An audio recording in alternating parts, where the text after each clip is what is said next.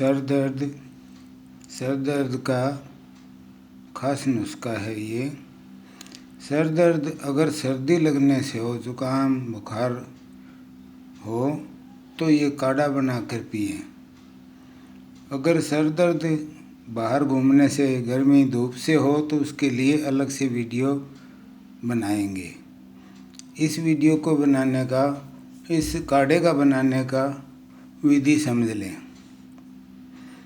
इसमें आधा जायफल, 2 काली मिर्च, 1 पीपर और आधा चम्मच दालचीनी पिसी हुई, कुटी हुई, 3-4 लौंग और 7-8 पत्ते तुलसी के। अब कैसे बनाएं? काली मिर्च, जायफल, पीपल, दालचीनी और लौंग, इनको बारीक कूट पीस लें।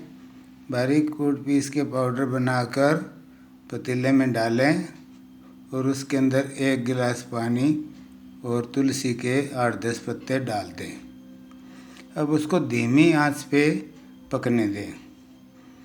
जब पानी आधा रह जाए तो आंच बंद कर दें, पानी को छान लें। छान कर पानी को अगर मीठा मिलाना है तो धागे वाली मिश्री से मिला लें, मीठा कर लें। नहीं मीठा मिलाना है तो भी बहुत अच्छा है। धागे वाली मिश्री घर में नहीं है तो चीनी मिला लें और पी लें। चाय की तरह घूंट घूंट करके पी लें। इसमें दूध नहीं डालना है। दूसरी बात, ये छोटे बच्चों को, जैसे 4 साल से 18 साल तक के बच्चों को भी देना हो तो काली मिर्च को नहीं डालना। और 4 साल से नीचे, यानी 2 साल से 4 साल तक के बच्चों को देना हो तो भी काली मिर्च ना डालें। और इस काढ़े का 1 चम्मच गर्म पानी और मिला के डाइल्यूट करके दे सकते हैं।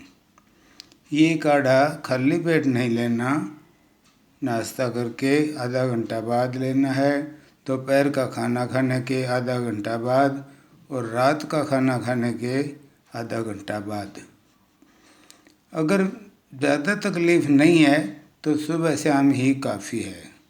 वैसे सर दर्द एकदम से हो गया है और बुखार आ गई है, जुकाम बहुत तेज़ हो गया है तो तुरंत बनाकर पी लें। उसमें सुबह शाम का कोई चक्कर नहीं है।